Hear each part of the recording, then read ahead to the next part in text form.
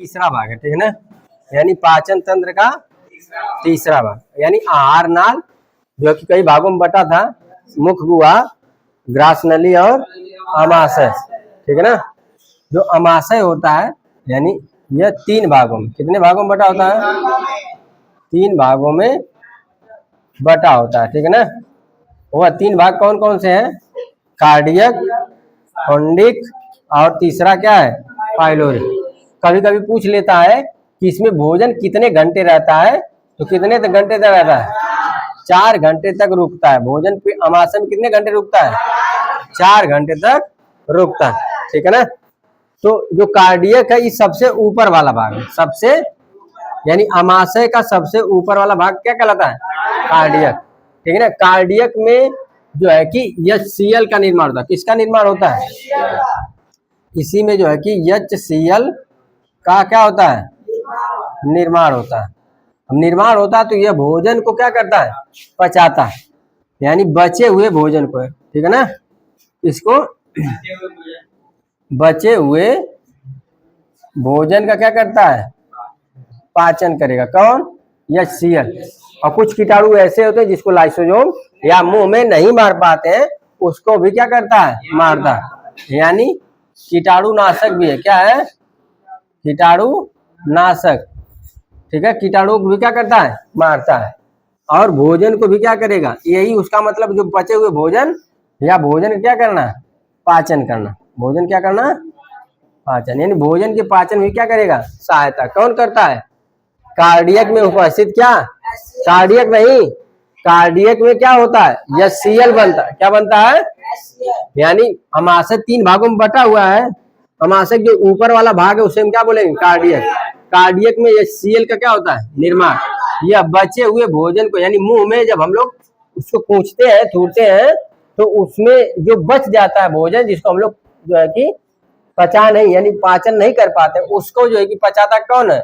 HCl, ठीक है ना। फिर उसके बाद दूसरा भाग है कौन? फंडिक, या हम इसको फुंडिक भी बोलते हैं, ठीक है ना। यानी यह अमाशय कौन सा भाग है? दूसरा भाग।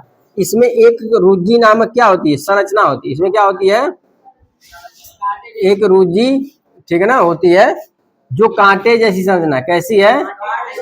कांटे नुमा क्या है? संरचना है, ठीक है ना। यही भूख लगने पर क्या? भूख लगने पर क्या करता है? धंसती है। क्या हो जाती है? धंसने लगती है, जिससे क्या होता है? पेट दर्द करता है, ठीक है ना। यानी फुंडिक में एक रुज्जी नामक जो कांटे नुमा एक संरचना पाई जाती है, जिससे हम क्या बोलते हैं? रुज्जी बोलते हैं। अगर हमें भूख लगे, यानी पेट में चूहा कूद रहा है, इसका मतलब जो है कि रुज्जी हमारे पेट में क्या हो रही है? यानी अमाशय में क्या हो रही है? धंसने लगती है, ठीक है ना। फिर उसका तीसरा भाग है पाइलोरिक। क्या है? पाइलोरिक। पाइलोरिक से एक जठर रस निकलता है, यानी जिसको गैस्ट्रिक जूस कहते हैं। गैस्ट्रिक जूस कहते हैं।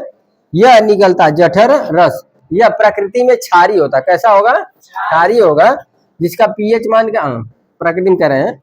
इससे जो है कि यह भी 3 भागों में बटा होता है। इससे जो है कि रेनिन निकलेगा, पेप्सिन निकलेगा और श्लेष्मिक, ठीक है ना, श्लेष्म स्तर, यानी श्लेष्मिक जो पदार्थ निकलेगा, जो ये भी एक एंजाइम है।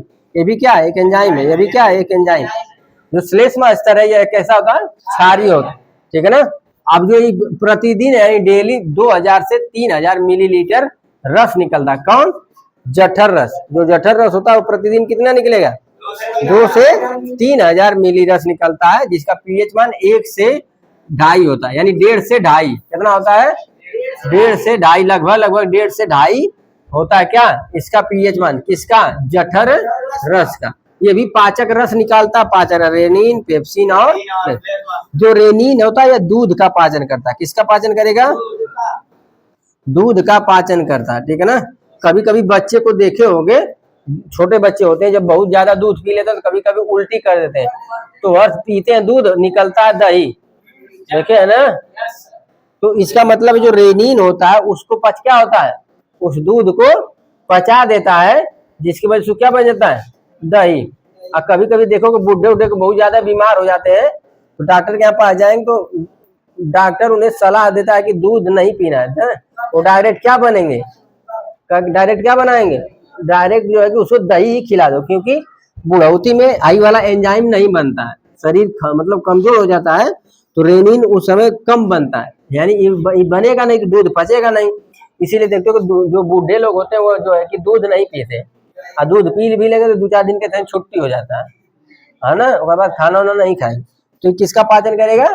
रेनिन का, यानी दूध से दही बनाता है। तो जो पेप्सिन होता है ये प्रोटीन का पाचन, किसका? प्रोटीन का पाचन करता है, ठीक है ना। अच्छा, जब अमाशय से भोजन आता है, कहाँ से? अमाशय में जब भोजन आता है तो कैसा हो जाता है?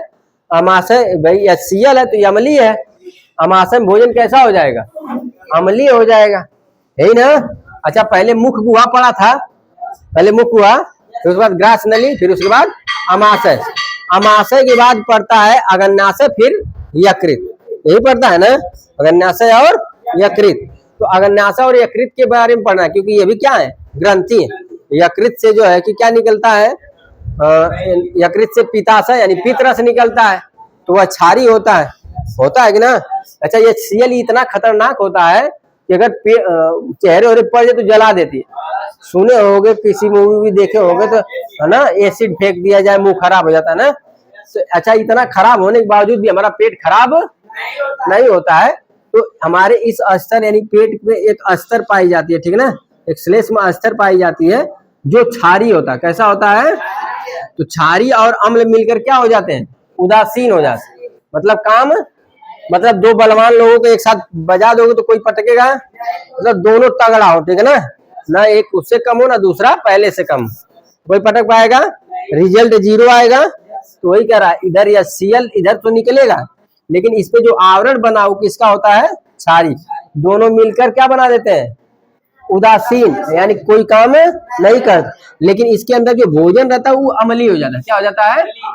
तो ये जब इधर से इधर आएगा छोटी आंत में डायरेक्ट, तो छोटी आंत के पास ये वाला परत होती नहीं है, मतलब हमारा आंत क्या हो जाएगी? खराब हो जाएगी ना, जल सकती है ना HCl की कमी से। तो इसीलिए जो यकृत जो होता है, यकृत, उसमें जो पित्त होता है, पित्त से निकलता है पित्त रस, वह होता है क्षारी। तो भोजन को कैसा बनाएगा? क्षारी। यानी अमाशय में भोजन रहेगा तो कैसा रहेगा? अम्लीय रहेगा, और आंत तक पहुंचेगा तो कैसा हो जाएगा? क्षारी हो जाएगा। पूछा गया है कई बार, ठीक है ना। तो अच्छा, एक बात और बता, जो मुख में भोजन पच जाता है उसका क्या नाम है? बताओ, उसे क्या कहते हैं?